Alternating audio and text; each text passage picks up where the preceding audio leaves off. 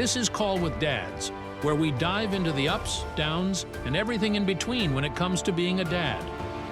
Here, it's all about connecting with a community of dads who are committed to learning and leveling up as fathers. Welcome to Call with Dads. Let's talk.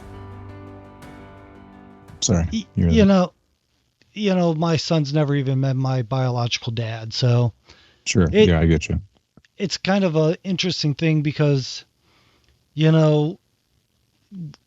I guess I'm gonna just get started because this will actually tie into the generational values.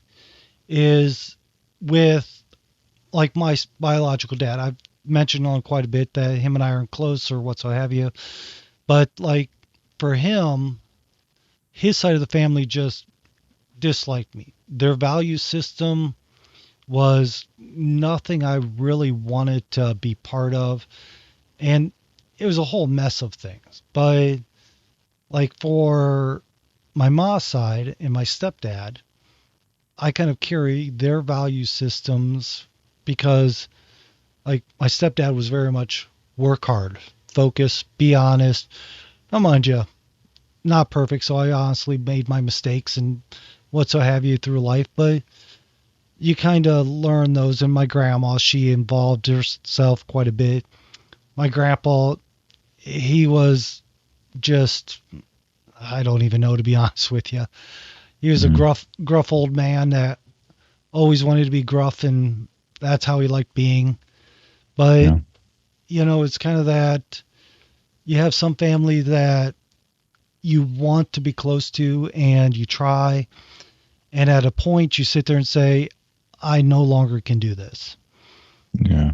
And that's like why my stepdad's values follow more through my life than my biological dad, because I caught myself being somewhat like my biological dad at a point in my life, and I really had to work at not carrying that on where, you're young, you're dumb, you want people to like you or think that you're this or that.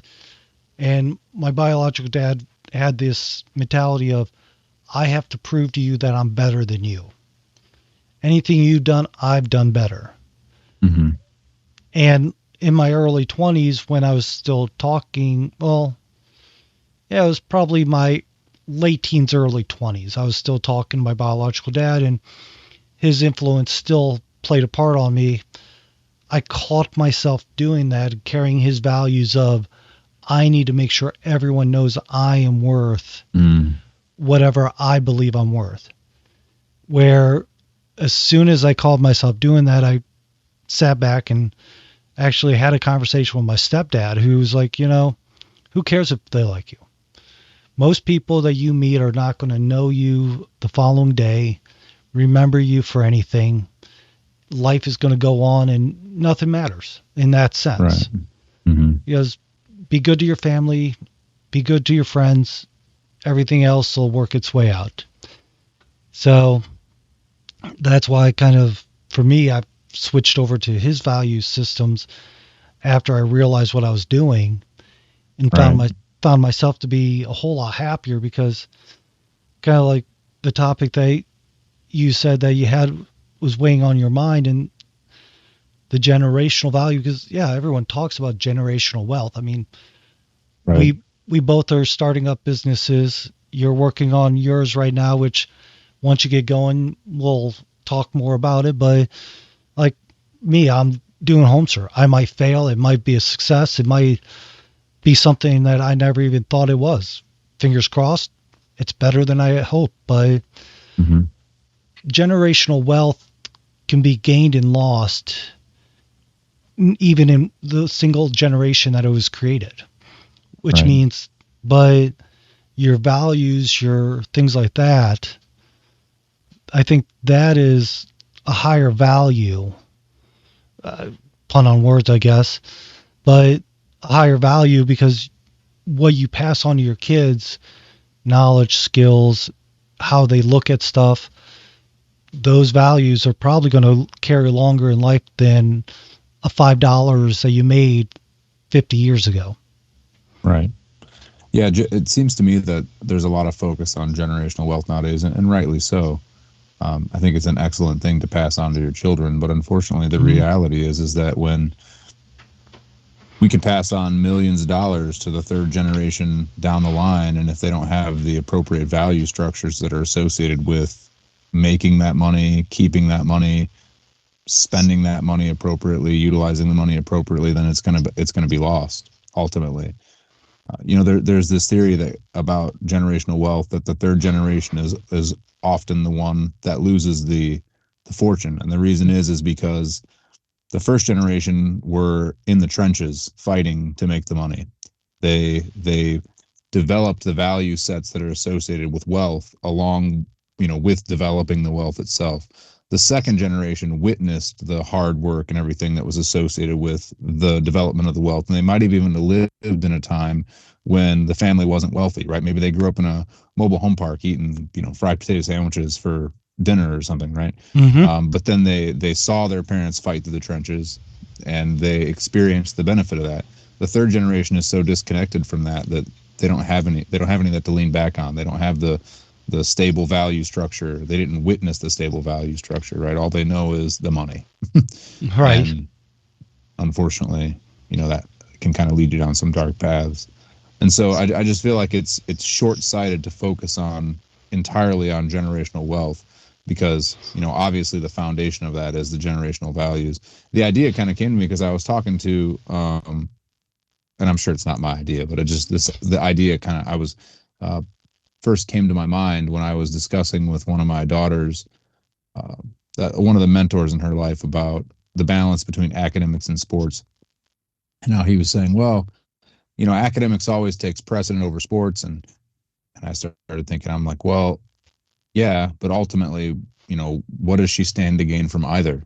At the end of the day, it's the value sets that are the stable structure beneath both of those things, right? Academics and sports, that she ultimately needs to take away, whether she gets F's and never wins a championship, or whether she's a valedictorian and state champion, right? It doesn't make a difference as long as she leaves with the same value set, right? She leaves with the stable value set. That's the ultimate reward that comes away from involving yourself in all these things.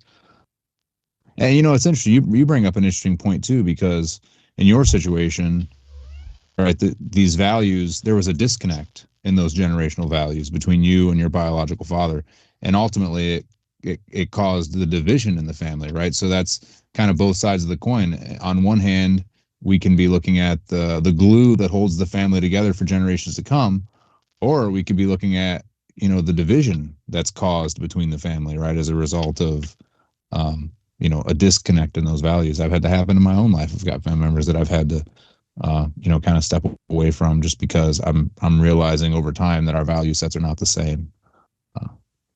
Yeah, so I mean, I guess it goes both ways. That's why it's super important to instill that in your children when they're very young. You start the process of instilling those generational values at a young age, not just the values, but not the what, but the why, right? Why are we honest? Right. Why do we have courage, right? Yeah. And, I think the problem that we need to watch out with is, finding the actual values we want to pass on. So if I kept, like my biological father, and who knows, it's been so long since I've talked to him, he could be completely different now, as far as I know. But I need to prove, I need to show how better I am.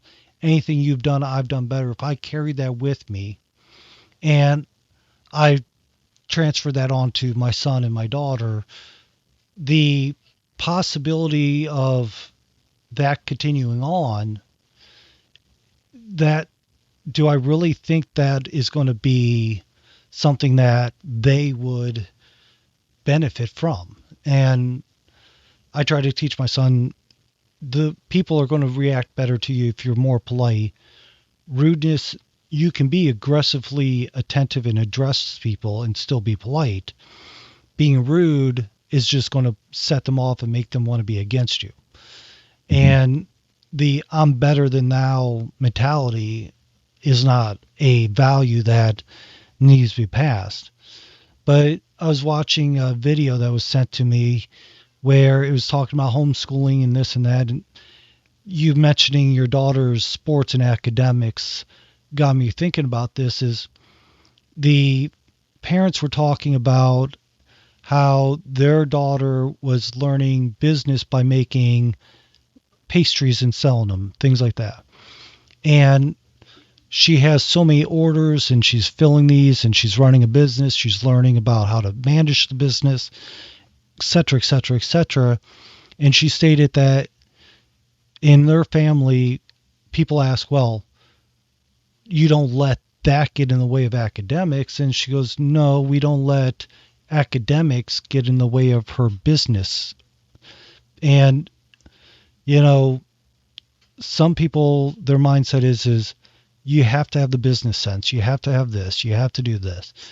And it's like, for me, education's top notch, but defining education to me doesn't mean you have to know every math equation. Yes, I want my kids to know math, but I also want them to learn, hey, in business, this is what happens.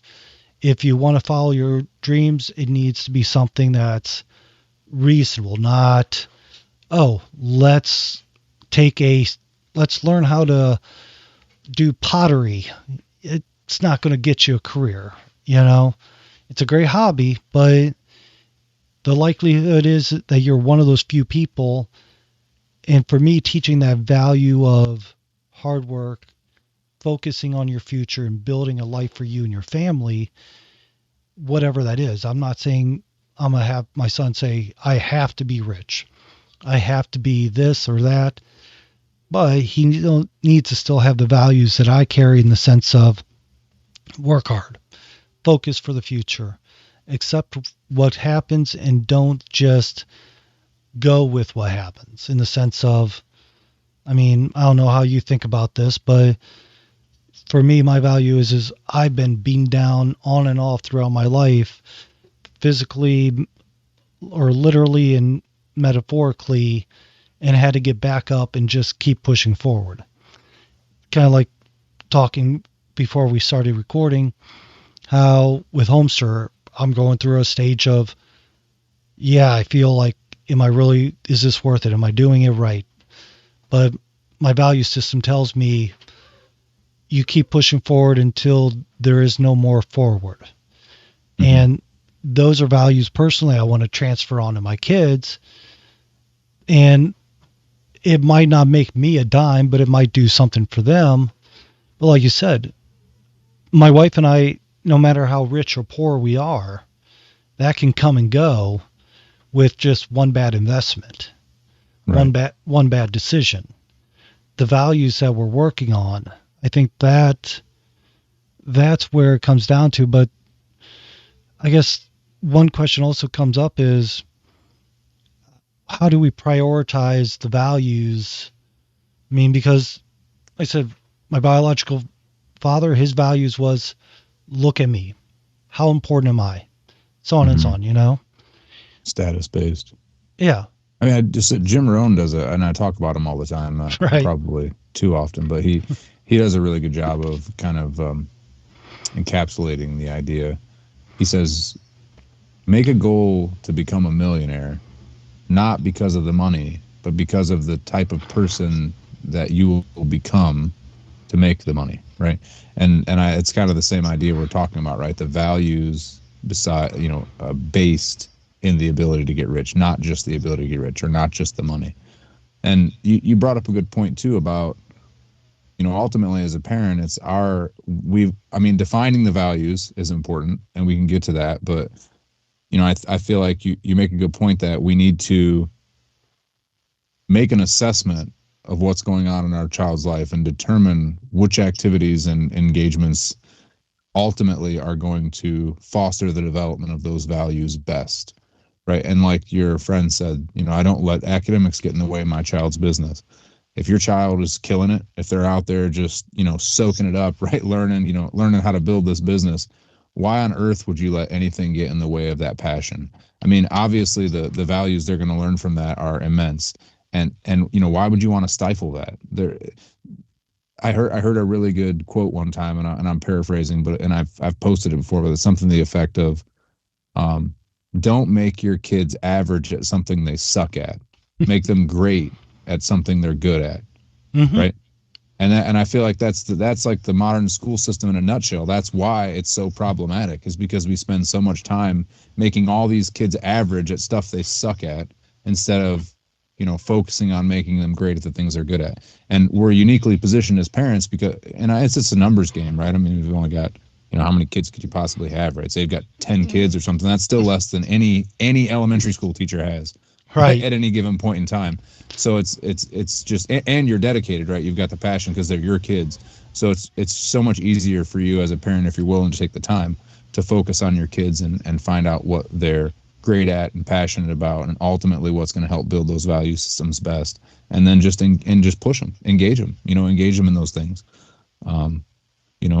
Give them the tools and the resources and the motivation that's necessary for them to go for it. Yeah. And then deciding on the values is another thing, right? So, well, go ahead. What were you going to say? I was going to say, yeah, I was about ready to jump in. Like you said, deciding the values, there's, like the person that's looking at allowing their kids to put business before academics. To me, the value in that, of those values, are very high. So if they can make a living off of doing that, and that's their passion, and that's, say, even if they decide, okay, that's not the passion I want. The one thing that was brought up that really struck me is, why should we have our kids learn and skip the opportunity to get experience when when all they're doing is learning so they can go out to get experience? Right. So, I mean, just kind of like, you look at the whole value system in a whole. If we're taking the time, and I guess this goes to the thought that comes with homeschooling versus public schools and this and that, is a lot of people, they send their kids to school and expect the public schools to teach them everything. And then they don't understand why their kid comes home with 4 hours of schoolwork and knows half of the stuff that they're supposed to know. On top of that, homeschoolers spend three to so hours a day with each kid to learn this and that, and the kids are way beyond the public school. That they send the kids. The thing is when they go to school, teachers are focused on an entire group. Like you said, they're not focused on one kid. But it's also, teachers now are not just teaching math and writing and reading and what so have you. They're teaching their values, their principles, their beliefs to the kids, and they have them for 8 hours of the day. Yeah. And schools are hiring teachers that fit their values and not our values. So you might have teachers out there that have good values, but they're becoming fewer and fewer, because a lot of them are sitting there going, I don't want to do this. They find a different business, or they start teaching privately in tutors, like HomeServe. They go there and they build up a little course that allows them to teach their knowledge that way, things like that. It's the good teachers are saying, okay, I have to share, and I don't know why the cat is shaking things so much, but I have to share my values.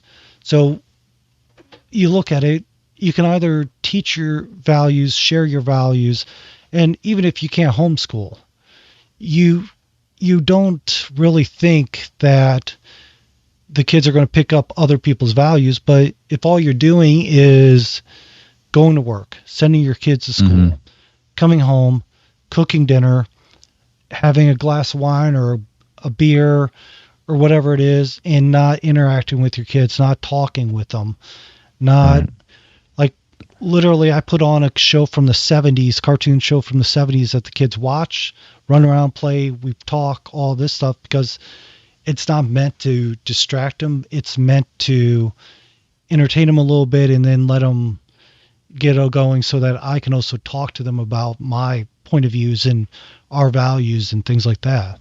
Well, that's a good point. I guess it's worth mentioning too. I'm not saying that I'm not saying that it's never intentional, because clearly it is intentional sometimes, but I also think it's probably difficult to educate a child without having your values come through in the education, right?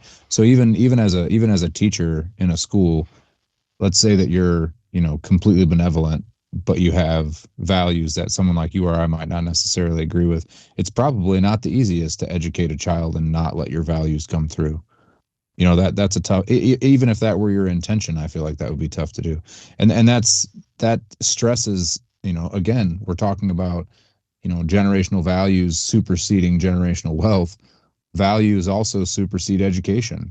And, being a homeschool parent is not about taking back control over the education. It's about taking control over the value systems that are created. Mm-hmm. That's a really valuable point. I mean, my kid's going to get the education regardless. I can teach my kid math so that they can be good at, like you talked about, I can teach my kid math so they can be good at managing money, or I can just let them manage money and they'll get good at math, right? The education is in some ways irrelevant.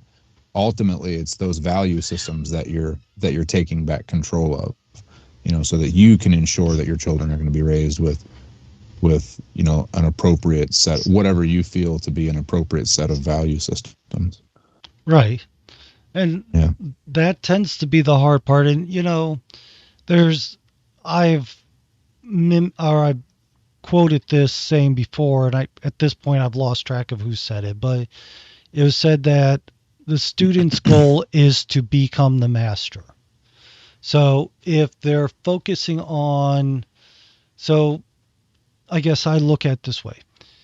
If I send my kids to a traditional school, public school, private school, whatever it is, or even Sunday school, wherever you're sending them off to learn, they're going to try to be like the person that's teaching them. That's their goal. Mm-hmm. You're telling them this is what you're supposed to be like. Mm-hmm. Mimic this person so that you can do what they say you're supposed to do. And to me, it's, if I send my son to a scheduled class that I enrolled him in as a homeschooler, there's classes here and there, right? If I send him to this class, he spends a half hour, maybe, like he's done karate classes for quite some time now, almost a year and a half or so, I think it is. And with that, he's learning how to do something, but I'm there. His goal is to learn how to be as good, if not better, than the person teaching him. Mind Sure. you, he's 6 years old, so he still has a ways to go. Yeah. But now, if I wasn't there paying attention, now say I send him to a cooking class, right? Mm-hmm. I have him enrolled in one, and if the teacher is sitting there, instead of talking about, you use these ingredients, you use this, you use that, instead of talking about the ingredients, goes, well, if you don't use this ingredient because it comes from a greedy corporation, you know what I mean? Yeah, right. So as a homeschooler, I can say, okay, no, that is not the proper instructor for my kid. Where I can monitor, and that's one thing that we're big on, is making sure we see who's teaching our kids. You send them to a public school, to a traditional school, like a private school. Even, I hate to say it, some people, they send their kids into Sunday schools, or I don't know what the equivalent for Jewish and Muslims are with their Sunday schools or their church kids services, but you let somebody else teach them. And I've heard people say, well, my kids, they learn religion. They go to Sunday school. And I'm like, okay, so you don't talk to them about it? They're like, well, why? They learn it. Well, Yeah. They're learning what other people wants them to learn. And if you don't, like, I talk to my son after every Sunday school he goes to, because I want to know what they're teaching them. So I can say, yes, that is what we believe, or no. And luckily, I haven't had to say, no, that's completely off, but you never know what's going to happen. These are volunteers trying to teach what they understand, and they're trying to follow a curriculum, but even following that curriculum, you're going to say stuff that you believe over whatever might be written. Yeah, I mean, that's true. You can't, it's unfair in some ways to pick on public schools, because you just as easily could find the problem in any learning environment, like you mentioned. I mean, in Sunday school, I mean, religion is religion is an excellent value system, in my opinion. I mean, Right. But in general, it is a value system of some kind, but it all depends on who's teaching it, right? I mean, there's different aspects of the value system. Different denominations affect the value system. I mean, different people, different families, their upbringing affects the value system, and ultimately all of that's being injected, during that education. There's really, like I said, sometimes there's nothing you can really do about it. It just kind of happens as a result of being an educator. So yeah, I mean, it could happen in karate class, it could happen in public schools, Sunday schools, I mean, daycare. I mean, any place that you place your child in a learning environment and you're not kind of there to observe, they could be absorbing value systems that you don't necessarily agree with. And then we talk about this disconnect, right? So let's say your kid goes off to college, and now they've absorbed some value system that's directly contradictory to the one that that came from their roots in the family, and now you've got that division again, right? That's being created between the child and the parents. And yeah, that's why not only is it important to instill these value systems, but that's why I say the why is so important, because the why oftentimes is the stability behind the value system, right? And I like religion, but I don't. My family motto is truth and honor above all. I mean, you can ask my kids; they'll tell you what our family motto is. I bring it up all the time. Anytime there's like a situation that's questionable or a decision needs to be made, I'll say, "Hey, what's our family motto?" You know what I mean? And it kind of gives them this guiding light.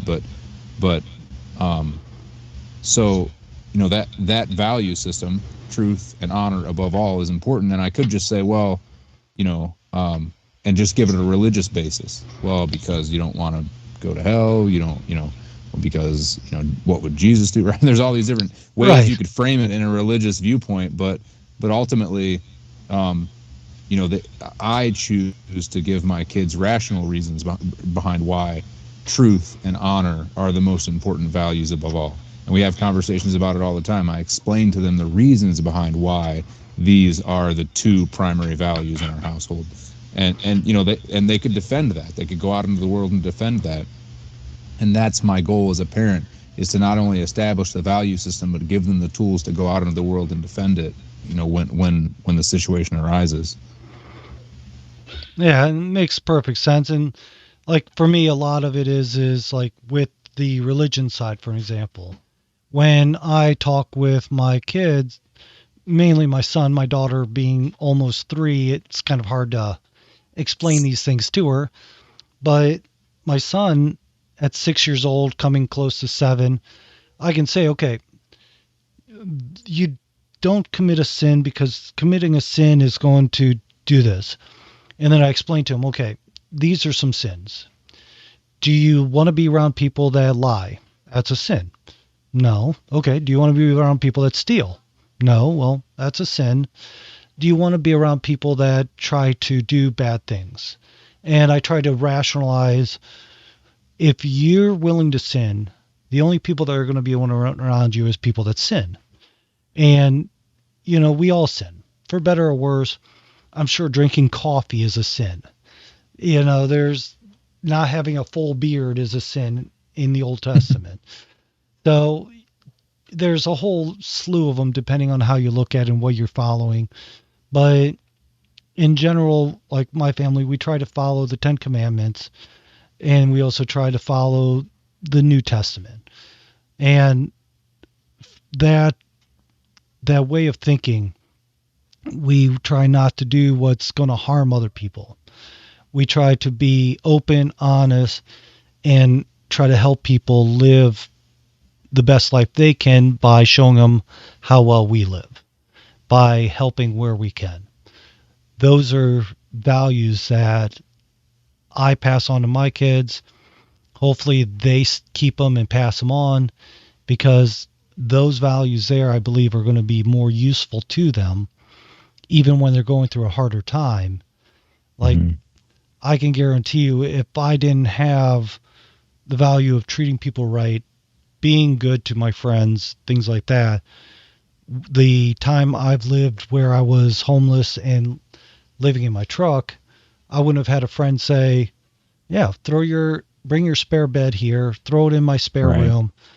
Or a buddy say, hey, just sleep on my couch until you get things straight. I had people step up and help me where I didn't have it. And that made a big difference versus being angry, being the fighter.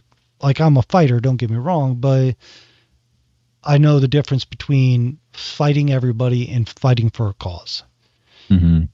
And that's a difference that we need to teach. And like you said, if you don't teach the logical behind it, it's, what was it? I think our last interview we did with John, where he mentioned about how there's a person that talked about the mentality of, if you don't stop crying, I'm gonna give you something to cry about. Mm. Mhm. And don't get me wrong, I've told my kids, and I'll admit this is not the best thing to do, but I've said, stop crying, take your breaths, calm down. There's no reason to cry. Mhm. And I know you're supposed to let them vent their emotions, all this, but sometimes you just gotta calm down. Let's take your breaths and then talk to me so I understand why you're upset. Right. But the whole that whole just telling them stop crying or I'm gonna give you something to cry about, that thought process made me realize that a lot of people, you do this because I say so. Well, Dad, why do we save Yeah. money? Instead Yeah. of saying, well, we save money so that we have something in case we go on hard times, versus, well, we save money because that's what I say so. Right. And if you don't teach why you do something or the values behind what you do, then you're really not passing on those Yeah. values. See, that's the I feel like that's the critical point of the issue here, is that, and I don't mean to be disrespectful against religion, but this is the Right. reason why I say that I base our values in reason, is because being a father that says, because I told you so, is a lot like being a religious person who teaches their kids because God, right? Because God is not a great justification to a 7-year-old as to why they shouldn't lie. Right. You know, just like because I told you so is not a good justification for a 5-year-old who wants to touch the stove. You Right. know, it's just, yeah, it's not going to be, it's not a sound justification. It's not going to be that powerful, moving reminder that you need when the situation gets tough and you have to defend those values. Why don't we touch the hot stove? Because Dad said so. No. You know why you don't touch the hot stove? Because I touched that son of a gun one time and I burnt the crap out of myself. You know what I mean? That's why you Right. don't touch the hot stove. And it's those kinds of justifications that our kids need, and that's why I say that's one of the key points to drive home about generational values. So we've established the importance of generational values and kind of their variety of ways to choose them, but how do we really get them to hit home for our kids? It's by providing our children the justifications that are necessary for those values to stand on their own, right? Why do we be honest? Well, it's not just because God, right? Right. There's a whole slew of reasons why we're honest, and taking the time to kind of delineate those reasons for your child is extremely important. Yeah, I guess that's just the point, right? Is the basis behind the values. So let me ask you something. So, like for me, I have a 6 years old, almost 7, and Mm, my daughter's almost 3, so I'm gonna just stick with 3 years old. But your daughters, they're like teenager, yeah, tween. 14, 8, and 4 months old. Yeah. Yeah. So you have a variation there with it. Mm-hmm. Now, so your middle daughter's about my son's age, give or take, a little bit older. So Mm-hmm.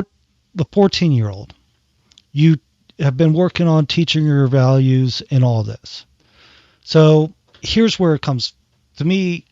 I'm trying to teach my kids values, and I'm doing it similar from one to the next because they're close to the same age. Yeah. With you have a gap of 6 and 8 years between the Mm-hmm. kids. Have you noticed that you do it differently between the kids, or have you tried to keep the same way of doing it between your teenager, I guess she's getting close to tween or whatever it's called? Yeah. Yeah. So I actually just had this conversation with my oldest daughter, who's 14-year-old. So there's a couple things I'll touch on. One, I think that it's important to create consistency between the way you raise your kids, because it helps to establish tradition. It helps to make your kids feel like they're on an even playing field. I also think that it's really important for you to find unique ways to connect with your children, because every one of your children are going to be different. So there are things that I did with my eldest daughter or do with my eldest daughter that I probably won't or will not, won't or don't do with my younger daughters. And it's just because those things are kind of unique to her. That's a way I found to connect with her.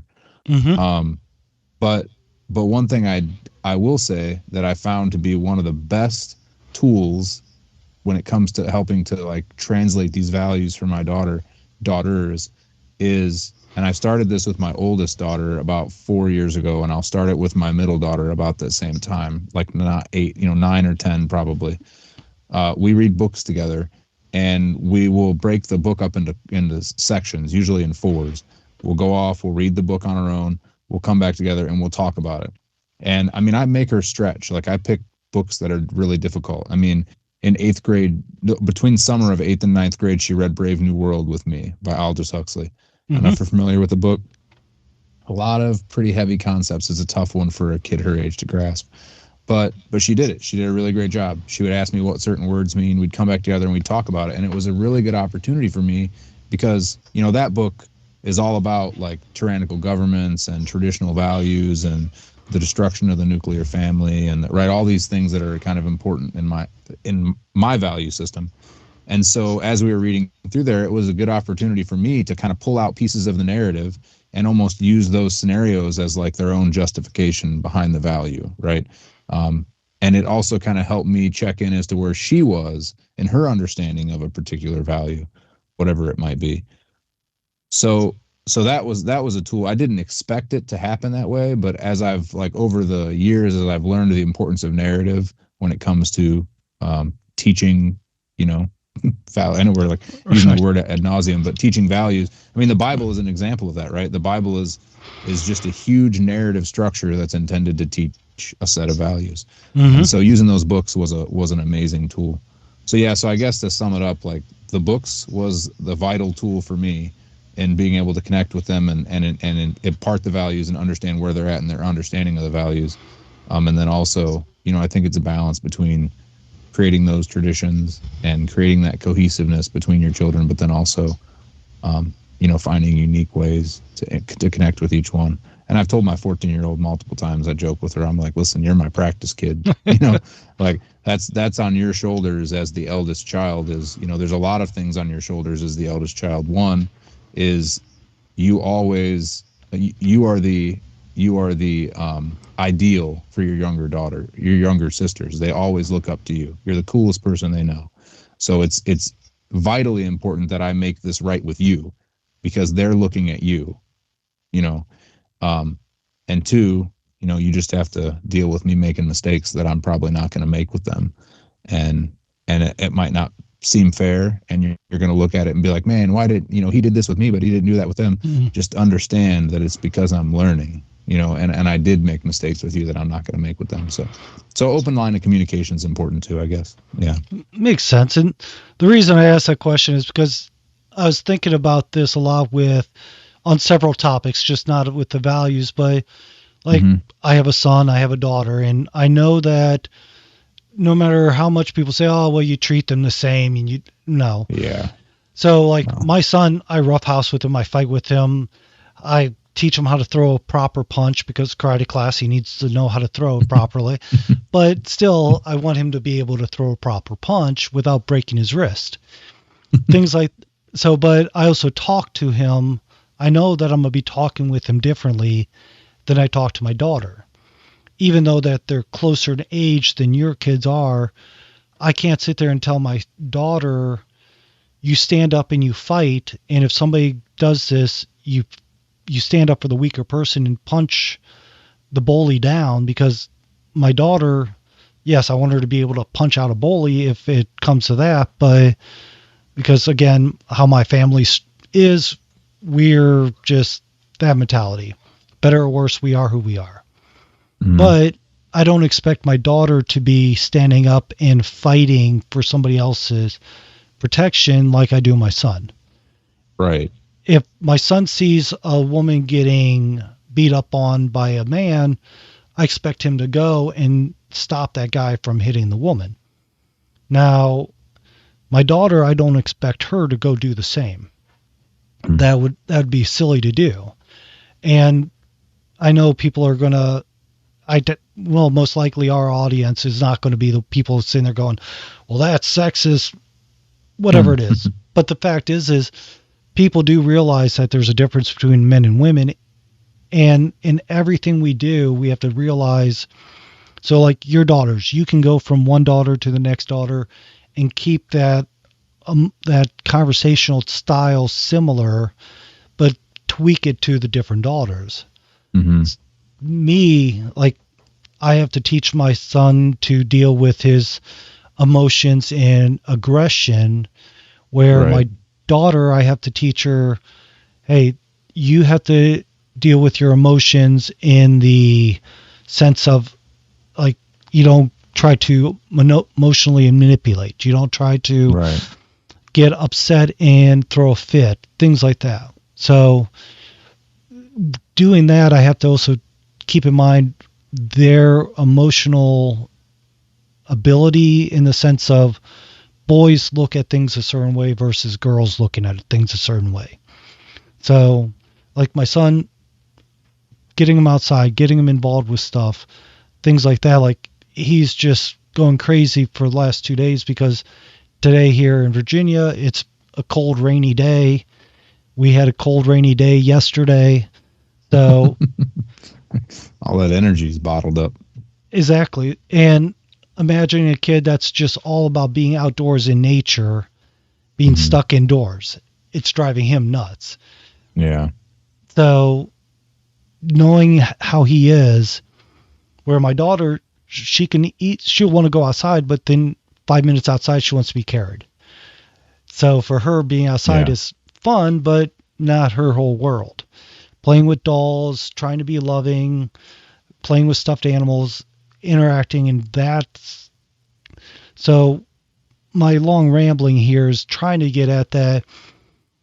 I believe that going with your route of figuring out, okay, picking up a book around 9 or 10 years old that's a bit advanced, and having them come back and talk about it, where I can discuss make sure they understand the theories in the book, and then discuss those theories so that I can explain our values. I'll probably try to use that, but in all truth, the likelihood is whatever book I pick for my son, I'll probably end up picking a different book for my daughter. Who knows? Maybe I'll pick the same one, but the likelihood is because of the differences, I'll have to pick different books to do that. Well, and the same book might foster different conversations too. Whereas, my oldest daughter might focus on one theme.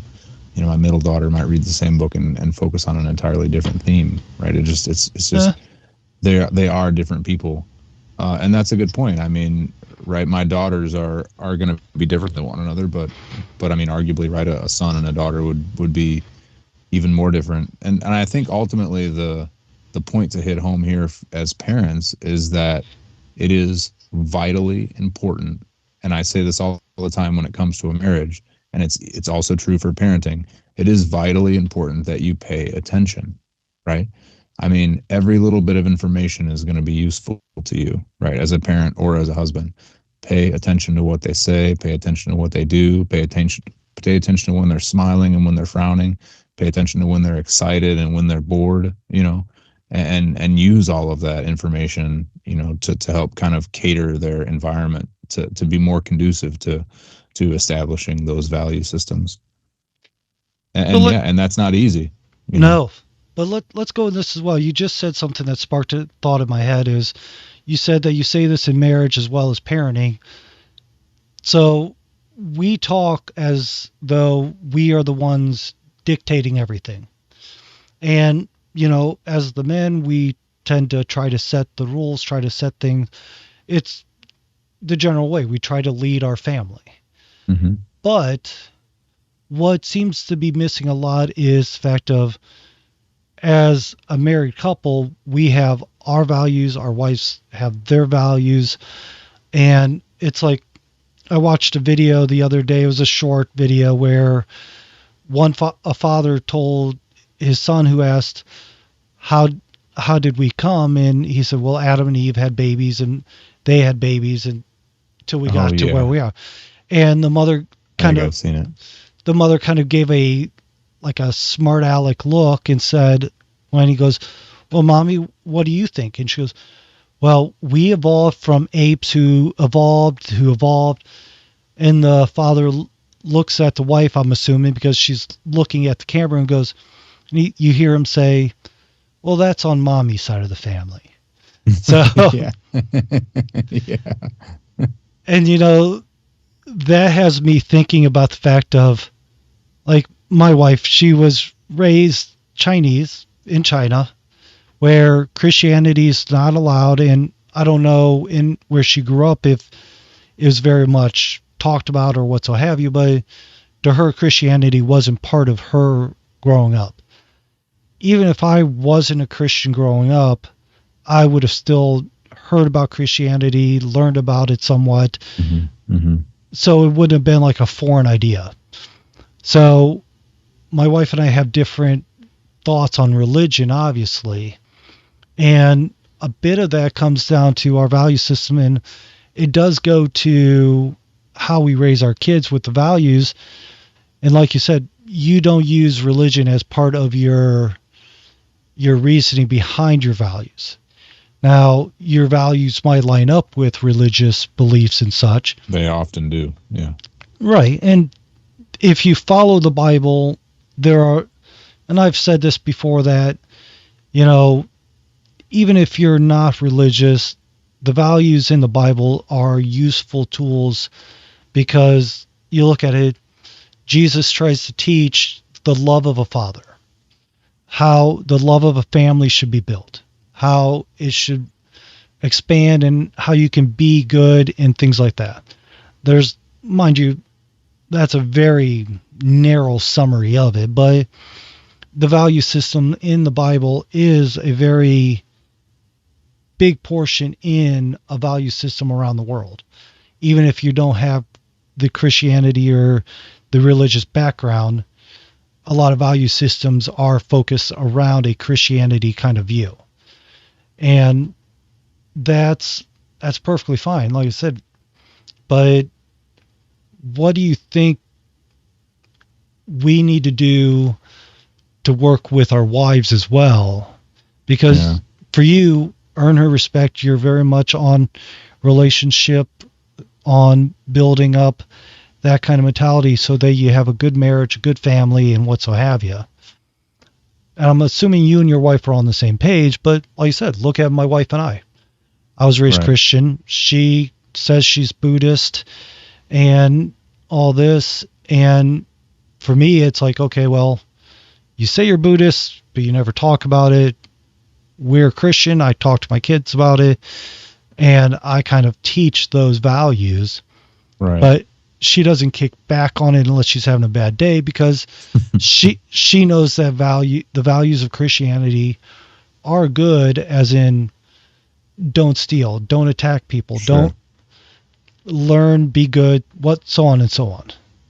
Well, I think it's important, although it's not necessarily a deal breaker.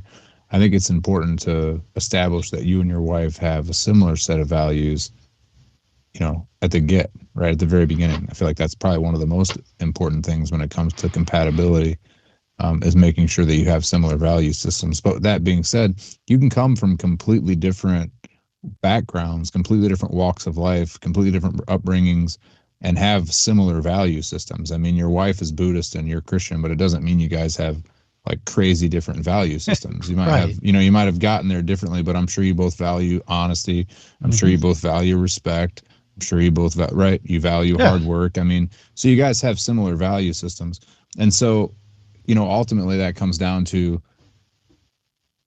being willing to put in the time and have these conversations with your spouse. So when you're first getting together, or even now, if you've been married for 10 years and you haven't had this conversation, it's probably a good time to, Right. what is the first step in any conversation between two people that disagree when you're trying to, make progress in the conversation? It's always to define terms.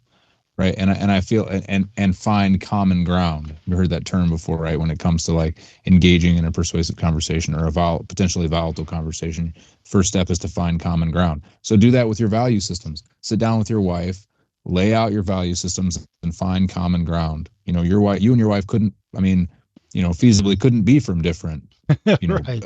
backgrounds, right? I mean, you guys are like totally different people, but Hmm. I'm sure, maybe not in these exact words, but I'm sure you guys have had conversations where, you found common ground. Otherwise, you wouldn't have had a successful relationship for as long as you've had. Right. So Right. yeah, and it's the funny thing is like for my wife and I's situation, we knew each Hmm. other for 4 months, got married like within that fourth month, and now we've had two kids, married. I think it's almost over a decade. I think we've been married 10 years now. Let's see, we're 2024. So yeah, this coming year will be 11 years. And literally, we didn't discuss values at the beginning. We we felt each other out. We got an understanding of each other. Right. But Yeah. we both, Sometimes that's unspoken. yeah. Yeah. And for us, it was more of, do we believe that we can make this marriage work? Right.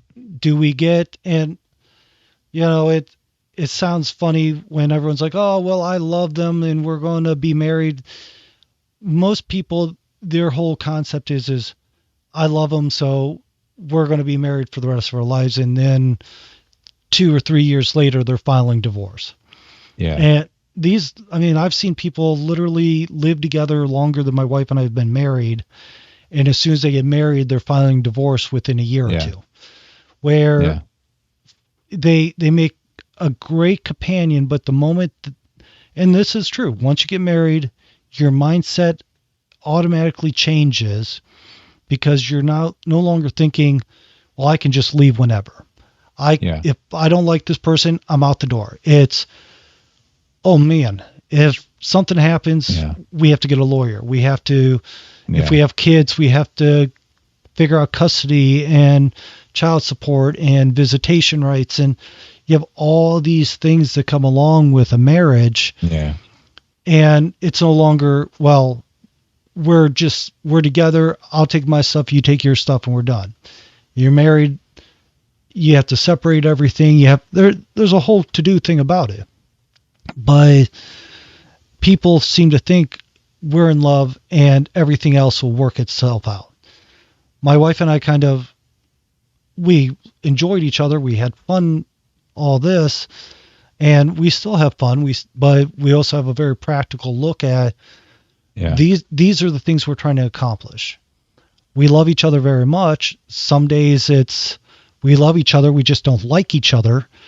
And I mean, but we understand that we need to get over that and move forward so that we can keep going for our goals and building our family and our values to pass on, and also build our future the way we want it. Right. It's It's funny because I think ultimately that you could pick, within a reason, you could probably snag like two individuals out of the population, um, and put them together, and with the right amount of effort they could make a successful relationship. I don't believe in soulmates. I don't even believe that there's only like a small amount of people out there for that are right for you. I think for the most part, like I said, you could make just about any relationship work with the right amount of time and attention, because at the end of the day, we talk about these value systems like there's some like crazy variation, and there are within certain ways of looking at it. There's certainly variations, very meaningful variations between different value systems, but ultimately we're all just trying to be good people. Yeah. And so I truly believe that. I'm optimistic at heart. I truly believe that for the most part, we're all just trying to be good people. And so when you get two people together and, they can kind of find that common ground and establish that their value systems are roughly similar. And like I said, like with you and your wife, that was kind of unspoken.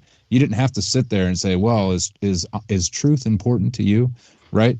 You kind of just figured that out, right? As having exchanges with the person, observing them, talking with them, you kind of create this common ground just naturally in like an unspoken way. And then ultimately from there, it's the dedication that's associated with it. That's why I say you can't test drive a marriage. You talk about, we know the statistics on cohabitation are damning. I mean, any study that's been done on cohabitation prior to marriage clearly indicates that it is to the detriment of the longevity of the marriage, because you can't test drive a marriage. You can live together, but you can't simulate the obligation. People talk about, well, why would I want to get married? Because of all this baggage. I got to get the divorce. I got to, all the money I got to pay. That's why you want to get married, because that's the skin in the game. That's the dedication, the obligation that comes along with marriage that makes it all real. That no matter, like Peterson says, no matter how messed up I find out you are, I'm not going anywhere, as long as you agree that no matter how messed up you find out I am, you're not going anywhere either. Right. Yeah.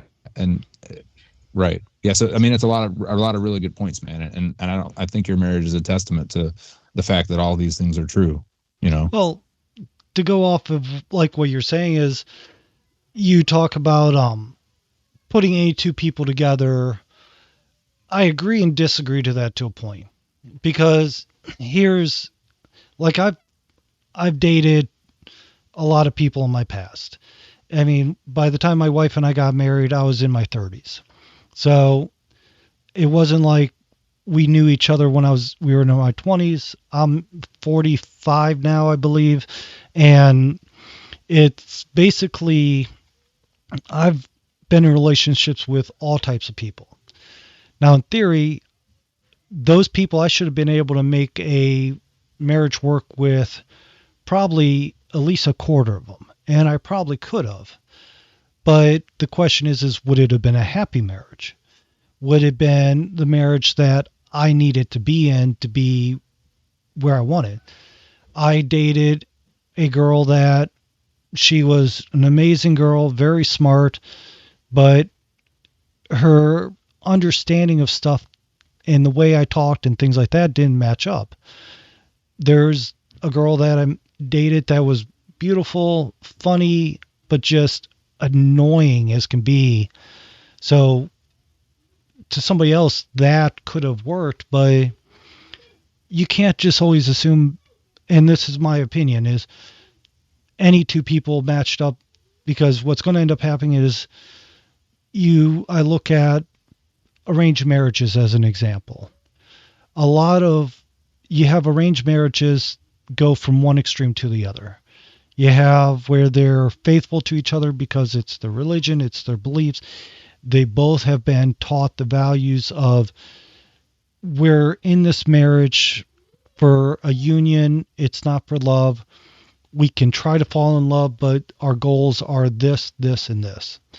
Versus the people that their family's belief is arranged marriages, but they don't pass on the belief behind the purpose of it, and they get the arranged marriage, and their theory is, we're married, it's a financial setting, it's status, but I'm going to have my mistress, you have your mistress, or I forget what Mr. or something, and will just keep it a secret from each other, and you see them kind of living together but not together, if that makes sense. Right. So I guess to clarify, I'm not saying that you because you could that means you should, right? So Right. like you said, there were a lot of exes that you were with that probably would not have been the best situation. Would they have been happy marriages? I don't know. I mean, my answer to that question would be it depends, right? It Eh, depends on how much you're willing to put in, how much they're willing to put in. And another question is, were you at the right point in your life where you were prepared to take on a marriage? That's another question. I think that's another thing that a lot of the position that a lot of men find themselves in is that, particularly as men, it takes us a long time to get to that point. That's why women statistically tend to gravitate towards older men, right? mm-hmm.